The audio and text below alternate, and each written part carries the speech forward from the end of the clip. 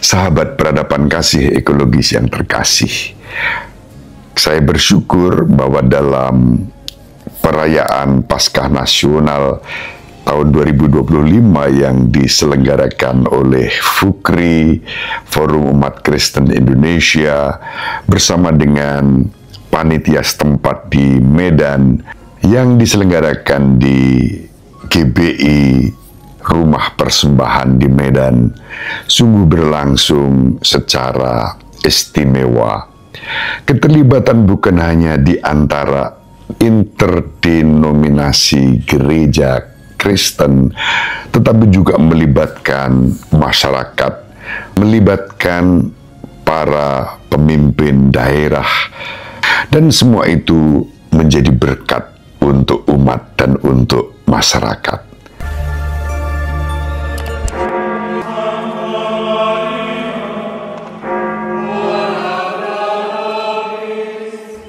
Dominus vobiscum.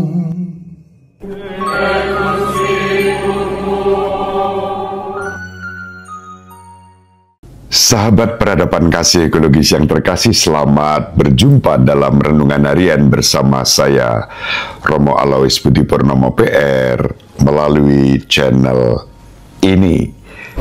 Semoga panjenengan selalu sehat, tetap semangat tanpa sambat, dan selalu bahagia kebahagiaan yang bersumber dari Tuhan Allah kita. Selamat berhari Minggu. Mari kita awali perjumpaan kita dengan bersatu di dalam doa. Kita menggunakan Mazmur tanggapan pada hari ini sebagai doa kita. Dalam nama Bapa dan Putra dan Roh Kudus. Amin.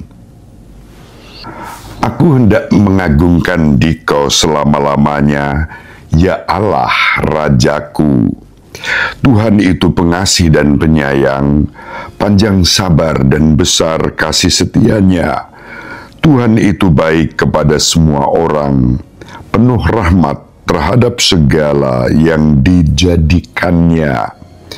Segala yang Kau jadikan akan bersyukur kepadamu, ya Tuhan, dan orang-orang yang Kau kasihi akan memuji Engkau. Mereka akan mengumumkan kemuliaan kerajaan-Mu dan akan membicarakan keperkasaanmu, untuk memberitahukan keperkasaan-Mu kepada anak-anak manusia dan memaklumkan kerajaan-Mu yang semarak mulia. Kerajaan-Mu ialah kerajaan abadi, pemerintahan-Mu lestari melalui segala keturunan. Kemuliaan kepada Bapa dan Putra dan Roh Kudus, seperti pada permulaan, sekarang, selalu, dan sepanjang segala abad. Amin. Aku hendak memuji dan mengagungkan Dikau selama-lamanya, ya Allah Rajaku. Dalam nama Bapa dan Putra dan Roh Kudus. Amin. Sahabat peradaban kasih ekologis yang terkasih, sekarang mari kita baca Injil Yohanes bab 13 ayat 31 sampai 33a, dilanjutkan ayat 34 sampai 35.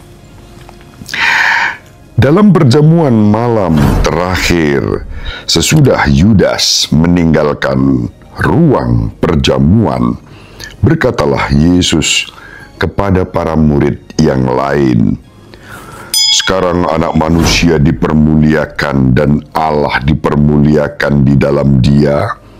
Jikalau Allah dipermuliakan di dalam Dia, Allah akan mempermuliakan Dia juga di dalam dirinya dan akan mempermuliakan Dia dengan segera. Hai anak-anakku, tinggal sesaat lagi aku ada bersama-sama kamu. Aku memberikan perintah baru kepadamu, yaitu supaya kamu saling mengasihi, sama seperti aku telah mengasihi kamu. Demikian pula, kamu harus saling mengasihi. Dengan demikian, semua orang akan tahu bahwa kamu adalah murid-muridku, yaitu jikalau kamu saling mengasihi. Demikianlah sabda Tuhan. Terpujilah Kristus. Sahabat peradaban kasih ekologis yang terkasih, Injil yang kita baca pada hari ini mengajak kita untuk sampai pada kemuliaan dan kasih ilahi. Tentu kemuliaan itu tidak lain adalah kemuliaan Allah yang dinyatakan dalam diri Tuhan kita Yesus Kristus, yang dipermuliakan juga oleh Allah untuk kita. Apa maknanya? Kata Ibrani untuk kemuliaan adalah kavod. Kata ini digunakan sekitar 200 kali dalam Perjanjian Lama. Kata ini merujuk pada manifestasi nyata dari kehadiran perjanjian Allah.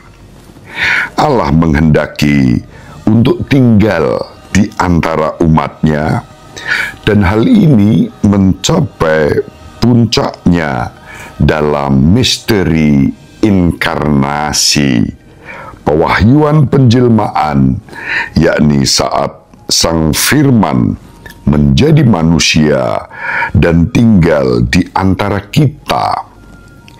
Firman itu telah menjadi manusia dan diam atau berkemah di antara kita, dan kita telah melihat kemuliaannya.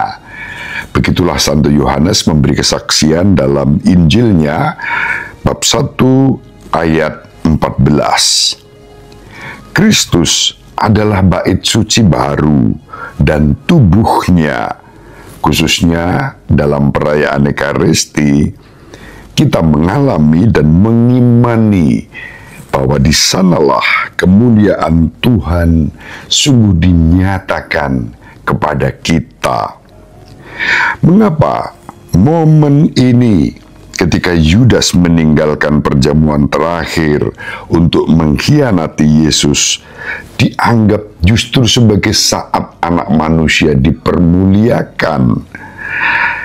Itu karena Yesus baru saja menyetujui kehendak Bapa, menyetujui tindakan penyerahan diri sepenuhnya yang akan menuntun Yesus kepada salib. Inilah kemuliaan Allah yang sejati, bukan hanya bahwa Ia adalah pencipta yang maha kuasa, tetapi kasih-Nya meluas sampai pada titik menyerahkan hak prerogatifnya, yaitu hak prerogatif ilahinya, dan menyerahkan dirinya ke dalam tangan ciptaannya untuk menjadikan mereka putra dan putri Bapa. Santo Paulus memberi kesaksian itu dalam suratnya kepada umat di Filipi, bab 2 ayat 5 sampai 11. Sahabat peradaban kasih ekologis yang terkasih, bacaan pertama pada hari Minggu Paskah yang kelima tidak kita bacakan, tidak diambil dari Perjanjian Lama, tetapi dari Perjanjian Baru. Selama 50 hari kita merayakan kebangkitan Yesus dan menantikan karunia Roh Kudus pada hari Pentakosta. Kita sering membaca dari kisah para rasul selama masa Paskah. Dengan cara ini, kita belajar tentang bagaimana gereja menyebar setelah kebangkitan Yesus. Pelajaran utama dari bacaan pertama adalah bahwa gereja akan bertumbuh melalui penderitaan. Dikatakan dalam Kisah Para Rasul bab 14 ayat 22, kita harus mengalami banyak sengsara untuk masuk ke dalam kerajaan Allah. Kisah Para Rasul bab 14 menceritakan bagaimana perjalanan misi pertama Santo Paulus dan Barnabas berakhir dan bagaimana mereka mengangkat imam-imam atau penatua-penatua di setiap gereja yang mereka dirikan. Para rasul menyadari perlunya mengangkat para pemimpin untuk melanjutkan pelayanan mereka dan menjalankan wewenang saat mereka tidak ada. Paulus dan Barnabas akan membawa pengalaman mereka ke konsili di Yerusalem pada tahun 49 Masehi yang akan memutuskan bagaimana menyambut orang-orang bukan Yahudi ke dalam kerajaan Allah yang didirikan oleh Yesus dalam gereja yang satu, kudus, katolik, dan apostolik di atas dasar para rasul, terutama Santo Petrus sebagai batu karang, sebagai primus inter pares, sebagai servus servorum, sebagai pater patres, Bapa segala Bapa. Sahabat peradaban kasih ekologis yang terkasih, kita perhatikan bacaan kedua juga tidak kita bacakan, tetapi dapat kita renungkan sebagai berikut. Dalam bacaan kedua, kita membaca dari bab-bab penutup kitab Wahyu. Kitab ini dapat dibaca dengan berbagai cara. Pertama, kitab ini dapat dibaca secara historis dan menurut bacaan ini, kitab ini menceritakan apa yang terjadi 40 tahun yang berlalu sejak kebangkitan Yesus Kristus hingga kehancuran Yerusalem. Itu fakta sejarah. Yang kedua, kitab Wahyu membahas sejarah dunia hingga akhir zaman.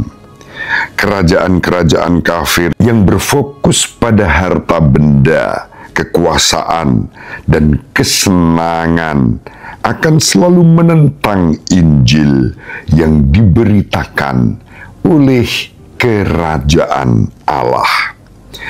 Kerajaan ilahi yang diresmikan oleh Kristus menggenapi janji Allah Bapa kepada Daud bahwa kerajaannya akan bertahan selamanya dan tidak akan berkesudahan.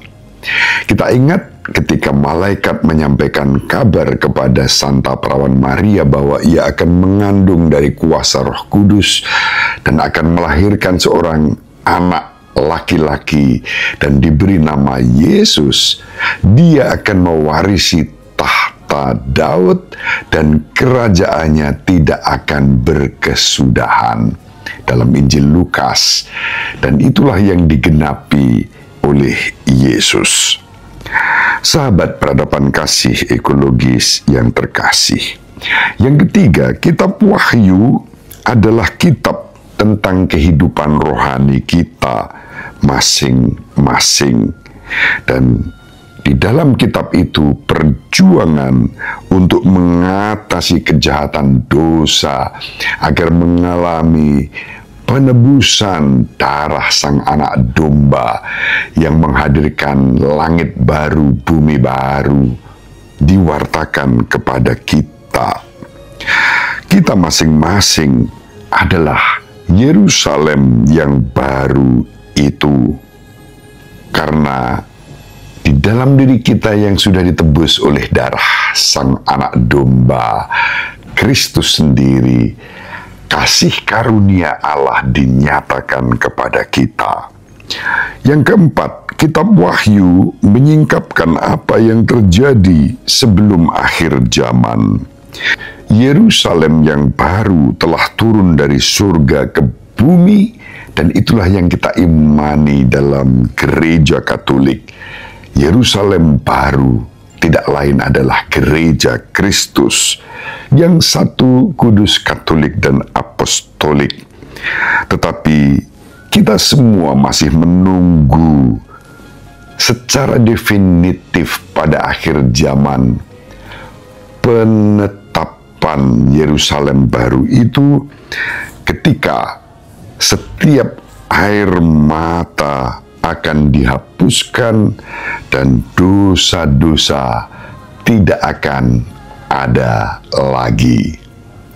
Sahabat peradaban kasih ekologis yang terkasih, saya bersyukur bahwa dalam perayaan Paskah Nasional tahun 2025 yang diselenggarakan oleh FUKRI, Forum Umat Kristen Indonesia, bersama dengan panitia setempat di Medan, yang diselenggarakan di GBI Rumah Persembahan di Medan, sungguh berlangsung secara istimewa. Keterlibatan bukan hanya di antara interdenominasi gereja Kristen, tetapi juga melibatkan masyarakat, melibatkan para pemimpin daerah, dan semua itu menjadi berkat untuk umat dan untuk masyarakat. Kristus dimuliakan, kebangkitannya yang mendatangkan damai sejahtera dihadirkan, dan kita semua bersukacita tanpa diskriminasi menghadirkan kemuliaan Kristus di tengah-tengah umat dan masyarakat, di tengah-tengah dunia. Selamat dan profisiat kepada panitia, baik yang di pusat, di Jakarta, dalam sinergi dengan panitia di Medan. Tuhan melimpahkan berkat untuk kita semua. Ibu Maria dan Bapak Yosef selalu mendoakan kita. Semoga panjenengan semua sahabat peradaban kasih ekologis yang terkasih, bersama seluruh anggota keluarga dimanapun berada, dibimbing, dilindungi, dan diberkati oleh Allah yang Maha Kuasa, Bapa dan Putra dan Roh Kudus. Amin. Terima kasih, salam sehat, tetap semangat tanpa sambat, selalu bahagia, kebahagiaan yang bersumber dari Tuhan Allah kita. Salve, shalom, salam sejahtera, berkah dalam.